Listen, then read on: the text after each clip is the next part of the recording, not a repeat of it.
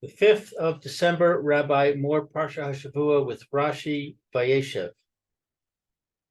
Indicator comes up on the top of my screen. Right.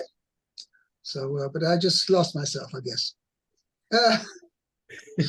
Okay. Hermea, Parsha Gimel. Okay, so we're on Gimel now. Okay, it says, the Yisrael ahav et Yosef mikol banav ki ven zikunim hu lo ve'asa lo ketonet pasim. Okay, so it says, and Yisrael loved Yosef, we call more than all, I guess. More than all his sons. His sons. Okay. Because he was a child of his old age. And he made for him a ketonet. So like a jacket. Like a shirt. A shirt of stripes, it looks like. Pasim? Yes, the chayra. Okay, very good. So let's see. It says this is Rashi now. Ben Zikunim. So he's a child of his old age. Shenolad lo le'et ziknato. He was born to him, okay, at an age of his old, at a time of his old age. Right. Now it's interesting that Lemaisa Yaakov Avinu got married when he was 84 years old, and he had 12 children, 11 boys and 1 girl, at least, I would say, in the following 7 years.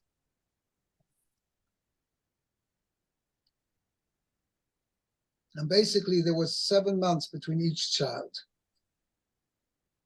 Wow.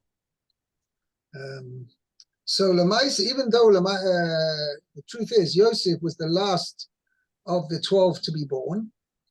By the way, Binyamin was born 8 years later.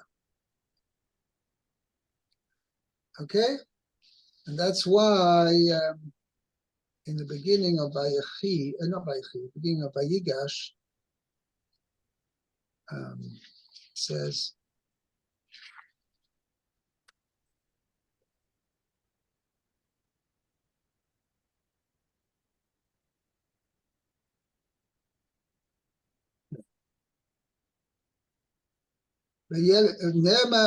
יש לנו אופציה כן וילד זקונים קטן. Okay, in the beginning of Parshas Vayigash, he describes Binyamin as the Yeled Zekunim Katan, a young Yeled Zekunim. The truth, it was 8 years difference between Yosef and Binyamin. And when the brothers mentioned this to Yosef, well, they didn't know he was Yosef, but to the viceroy of Egypt, okay, this was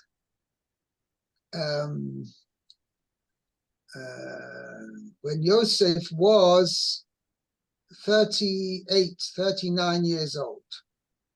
That means Binyamin was 30 years old at the time. Okay, and they describe him as a Yeled Zekunim Katan.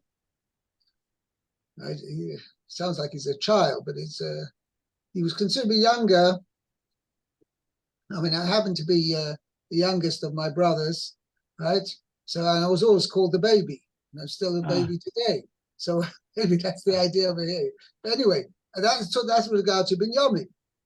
But as far as Yosef is concerned, it's a bit strange, Lamaisa. Sachakol was only 7 months between him and his older sister, in fact. Dina was the one immediately above him, because Dina Leah was supposed to give birth to a boy, and Kosh Baruch Hu changed it to a girl in order that at least Rachel would have give birth to two sons, and to be two of the tribes. Akoponim, it's interesting. The Rashi says le'eziknusay.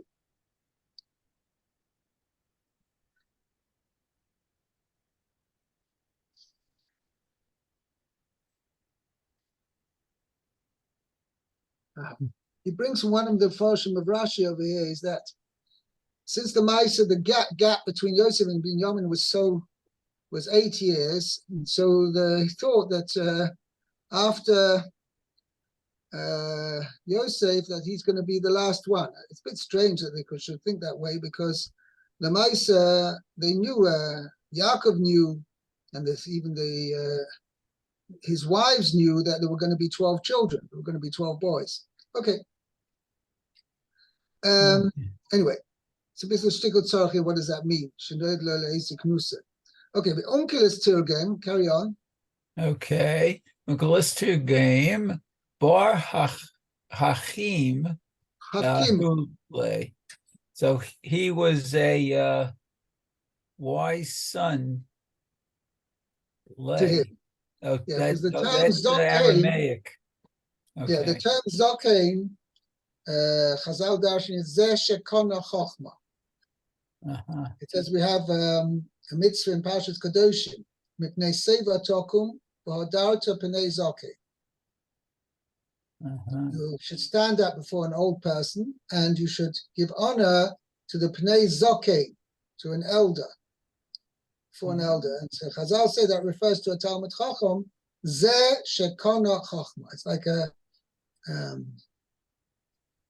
acronym is not the right word. I'm not sure. It's like I've forgotten how you express that in English, where you take the word is made up of other words, and you just like take an abbreviation of all the other words and they turn it into one word. Anyway, that's it. So that's what Chazal says. Zokain is referring to things. That's what, according to the Targum also, that's why he translated that way. Ben Zakuni means he was a wise son to him. And why was he particularly more wise why was he wiser than the others?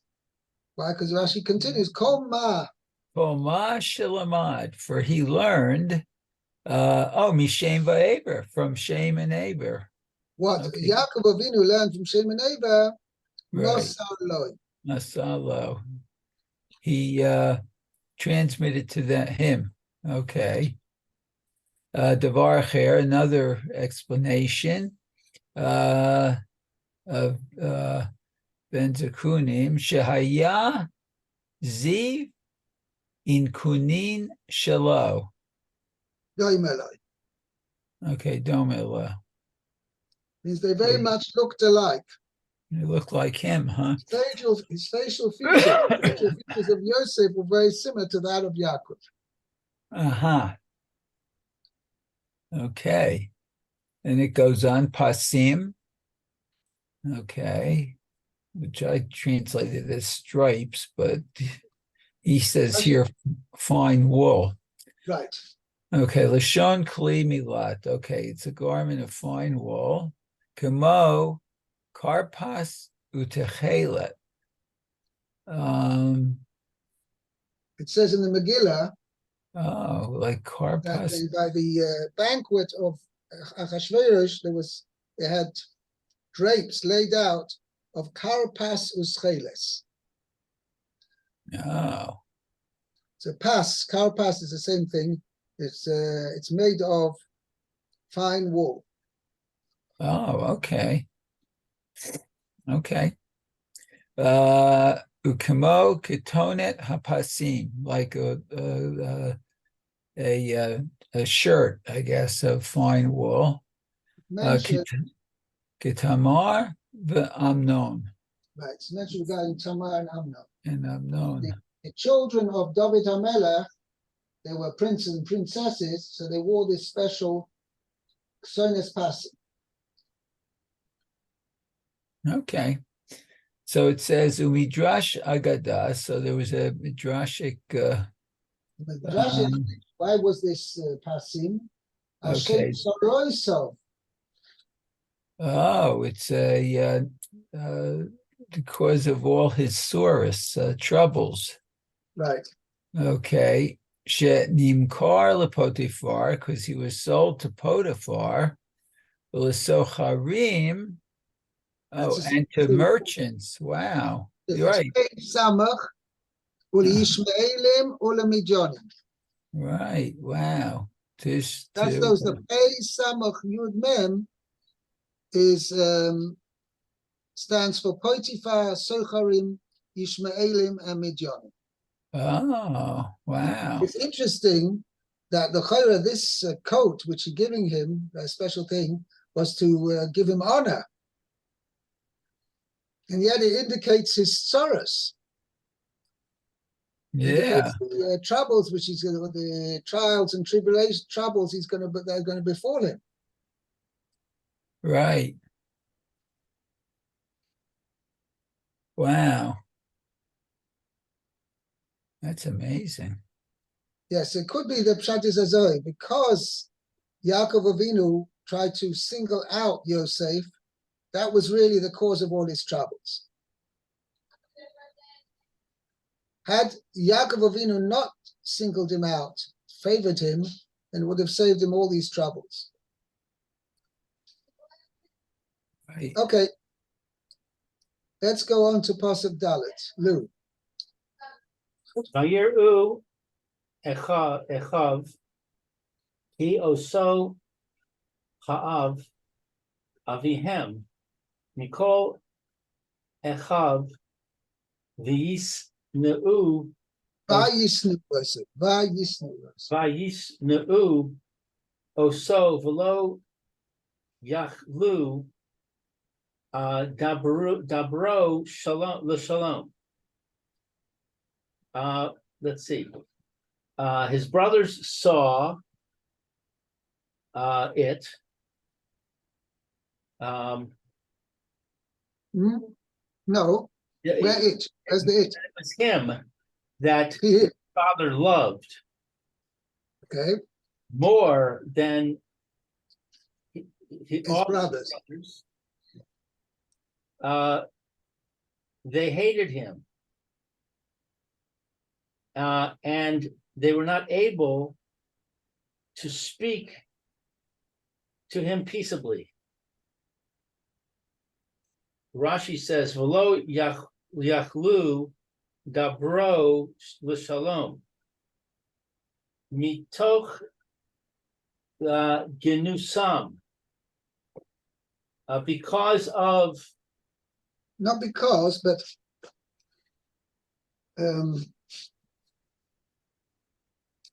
how do I translate? Mitoch.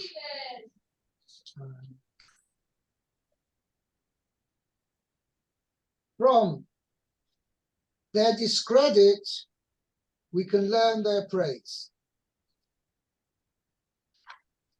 Wow. Learn their praise. you're translating mitoch as from? Yes. From and From what is written, I mean, obviously, as discredit. Yes. From their discredit, Lamadnu Shivacham. We learn something to their credit. Learn their credit, their credit. To their praise. Shalo Dibru Achas Bepeh. They did not speak one with their mouth, va'achas belev, and one with their heart. In other words, they didn't pretend to like him. Right. It didn't show outwardly that they liked him, and inside they bore enmity towards him. They were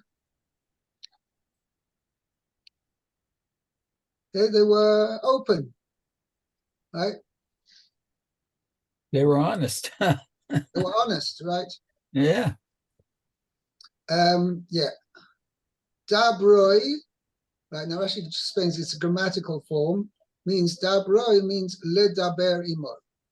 They weren't able to speak with him peacefully. Wow. In a friendly manner. Huh.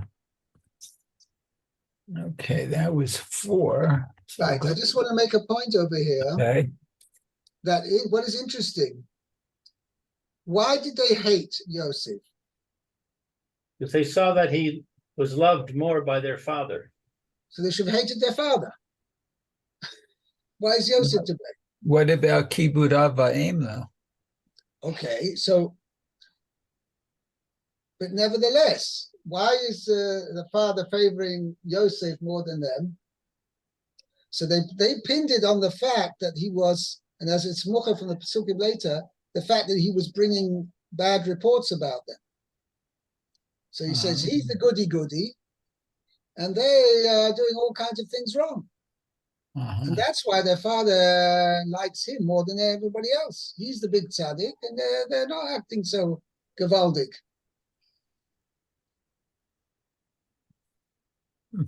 Okay?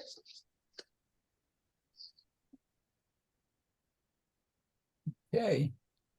Let's see pasuk. Now there's a few more psukim over here. Okay. Okay. Lou, pasuk 5. Don't we switch to there now? Oh yeah. You just read 4. Yes.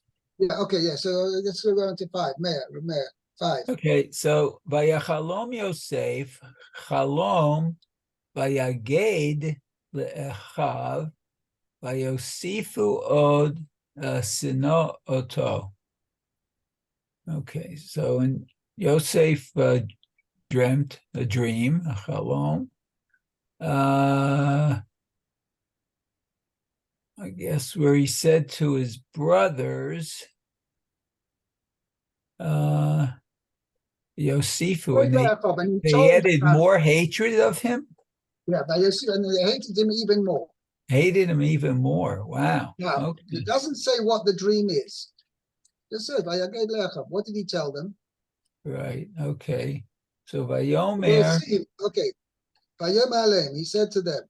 he said to them, okay, Shimuna hachalom hazeh asher chalamti.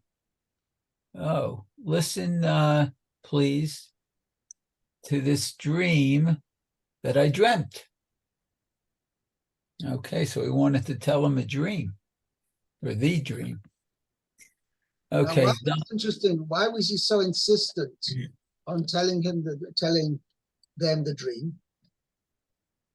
No, that's it. Is he looking for trouble? Well, maybe it involved them, though. Maybe, I don't know. So l'chayra pshat is azay.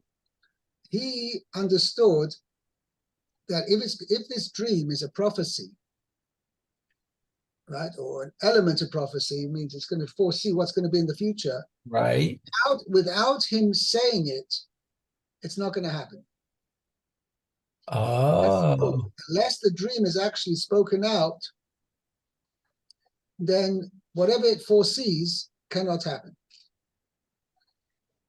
The same thing, any prophecy. Yeah, that's what I was going to say. Any of the prophets then had to tell what the prophecy has to be spoken out in order for it to happen. Or our component to be considered a prophecy. I thought it was the interpretation that has to be stated. That's also, we'll see. And you see here, Yosef was careful not to tell them the interpretation. The brothers themselves spoke out the interpretation. In a way, Yosef was very clever in that effect. He just said, this is my dream. And the brother said, what? So they're the ones who interpreted the dream, not Yosef himself. Okay? Right. Okay, let's do Pasuk Zayin. Have you done Pasuk Zayin yet? No. Nope. That's the next Rashi too. Okay. Hine. So v'hine anachnu me'almim alumim b'toch hasadeh v'hine kama alumati v'gam nitzava v'hine nitzava, right? No, yeah, but the emphasis is on the tzadi, not on the base. Oh, that's with the Nitzava. Nitzava. Okay. V'hine tisubena alumotechem v'tishtachavena alumati. Okay, so this was here. Behold, we were binding the sheaves within the field, and behold, my sheaf. Let's see. Vigam nitzava. That's Right? Oh, so Rashi is going to explain what it means. There's two things. There are two stages. When they come alumosi, my sheaf stood upright, means it was in a lower position. It was like in a bent over position and stood upright. Okay. But gam nitzava, and it remained upright. Oh.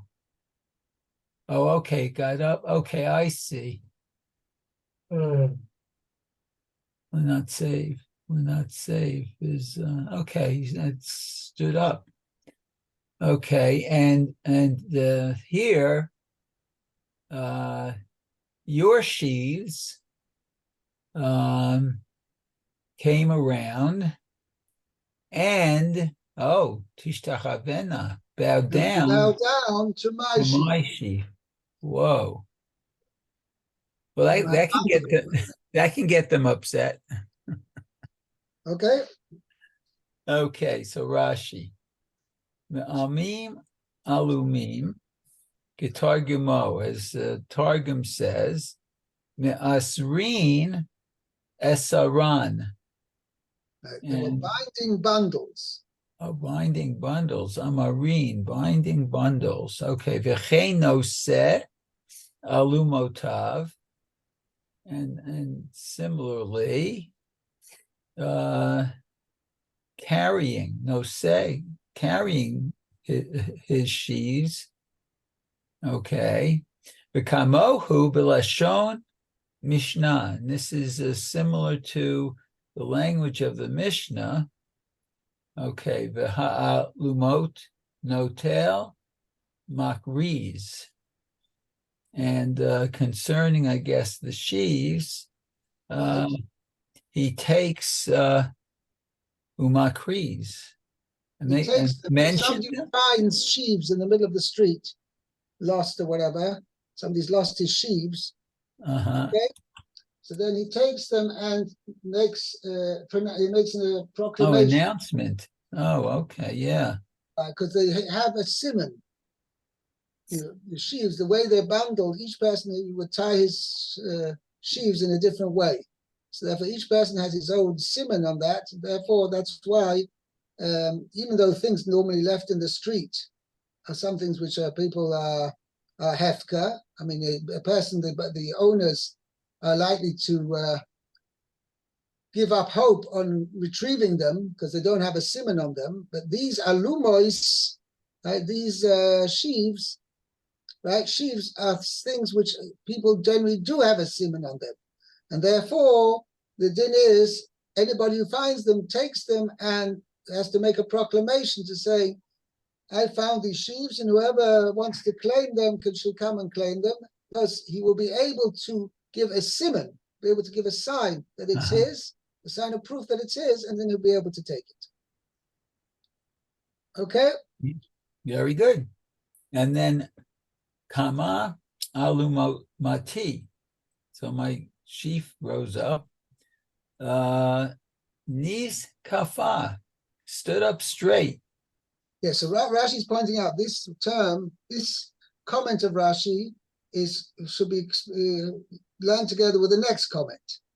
Oh, So okay. yes, Rashi says Kom alumasi means it stood upright. It means the action of going from a bent over position to the upright position. That's what's described here. Kom alumasi, it stood upright. Okay. Vigam nitzava, and also stood up. Okay. La'amod al amda Bizkifa bizkifa. means it remained in its upright position. Oh, that's what we say every morning. Zokef kefufim. Right. Yeah, yes. The point is that that's either way. So Rashi is saying Kama refers to the action of going from a bent position to an upright position, and Nitzava describes that it remained in that position. Okay? Very good. Yes. Okay. Let's go on to Pasuk Ches. Vayomeru lo echav hamaloch timloch aleinu im mashol timshol banu vayosifu od sono. Seno oso. What? Seno oso. So sino oso al chalom mosav v'al divarav.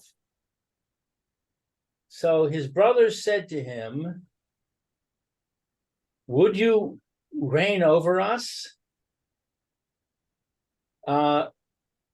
Would you dominate us? And they increased even more to hate him. But they hated him even more.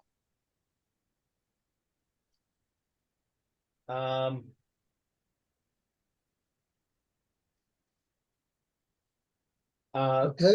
Because of his dreams, right, and because of his words. Right. So Rashi says, al divarav. What words are we referring to here? Al dibar sam ra'ah. Because of the evil reports that he said about them. Shehaya mevi la'avihem. That he would bring to their father. Right. Oh, yeah. Okay, so here the Rashi indicates quite clearly that the reason why they hated him was because of the fact that he brought evil reports about them to their father. By the way, let me ask you, what is Al Chalom Mosav about his dreams? How many dreams has the Yosef dreamed so far?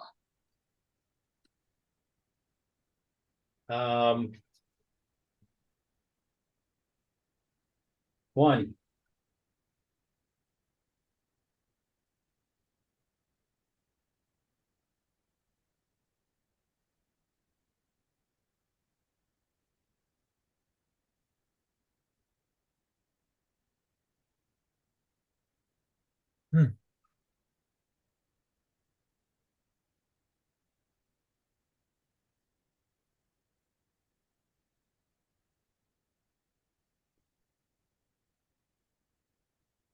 Let's see.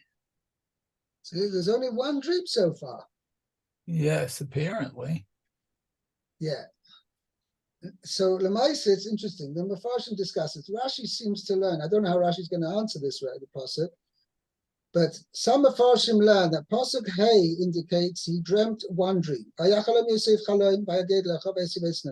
Torah doesn't tell us what the dream was. He had a dream. Okay? Then Pasuk Vav tells us, then he said to them, Shimon Nas, listen now, this dream which I dreamt, meaning it's a second dream. Okay, you don't want to listen to the first dream, right? You didn't consider much of it, and the Torah doesn't elaborate what that dream was. But at least now listen to this dream. So in fact, the Torah is indicating that there were two dreams, and that this pasuk also indicates that. Al Chaloi Moisav, they hated about his dreams and about his words. So he's already dreamt two dreams, and then next pasuk says a third dream. But the Torah has only told us the content of one of the two dreams.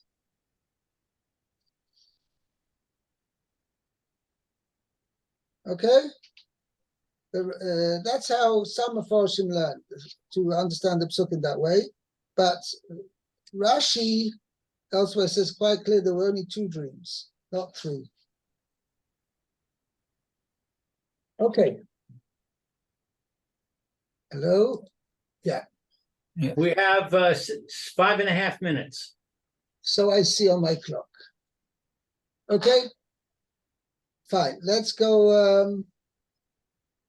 Who read that? Aldebarov? You read that? I did. Yes? Okay, There. so Tess. okay. Vayachalom od chalom acher vayisaper oto le'echav vayomer hine chalamti chalom od v'hine hashemesh v'hayareach v'achad asar kochavim mishtachavim li. Okay, so he dreamt another dream, and he, I guess he told it to his brothers, and he said, here, I dreamt a dream further, and here the sun, the moon, and 11 stars bow down to me. We're bowing down to me. It's a present We're tense. bowing. Oh, okay, that's present. We're bowing down. Okay. It's funny, it's in the present since he's relating a dream that happened already. But okay, By the yeah. way, I forgot to mention, you notice in all the dreams, there's a lot of hines. Pasuk Zayin. V'hinei anach ma'amin alum v'sech hasadah. V'hinei kam alum asi v'gam mitzvah. V'hinei sizaben alosim v'yisechem atishtachben alum asi. 3 times v'hinei. And here too. V'hinei chalamti chalom moed. V'hinei hashemesh v'yorech chad asar kochavim mishtachavim li. Okay? So the Maisa, Hine always indicates something which was unseen before and now becomes visible. Behold, meaning now you could see it, before you couldn't see it. So generally, when we're referring to something actually existing, okay, you only use the term hine, which was the fact that these people were there, or something, that object was there, was unknown to the person. Then when he all of a sudden sees it, you can use the term hine, because he didn't see it before. But otherwise, as far as in general, you would not use the term hine because it was there. Even if it was unseen necessarily by one person or another, it was there. However, in a dream, if it's not seen, it's not there. It's not existent. Because the dream is seen. The dream is what you see. That is what the dream is. So therefore, that's why every time, you also find it in the beginning of Parsha Vayeshev.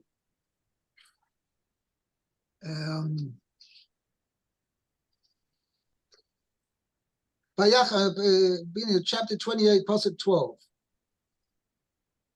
Vayachaloim, v'hinei sulam motzav ha'artzav v'Hashem magiah shemoima, v'hinei malachei elokim olim v'yordim bo, v'hinei Hashem nitzav alav v'yomar, ani Hashem lekei Avraham avicha v'kei Yitzchak ha'etz ha'tzav Hashem uzarecha. Okay? And he says,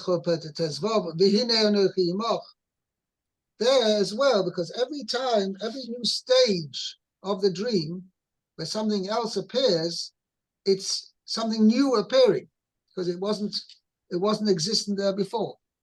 So that's Right. why the pasuk uses Hine, behold, because it's now can be seen and wasn't be able to be seen before. Uh-huh. Okay?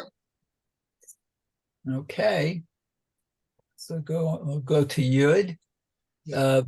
Vayisaper el Aviv ve'el Echav vayigar bo Aviv vayomer lo ma hachalom hazeh asher chalanta havo navo ani ve'imcha v'achecha lihishtachavot lecha arza.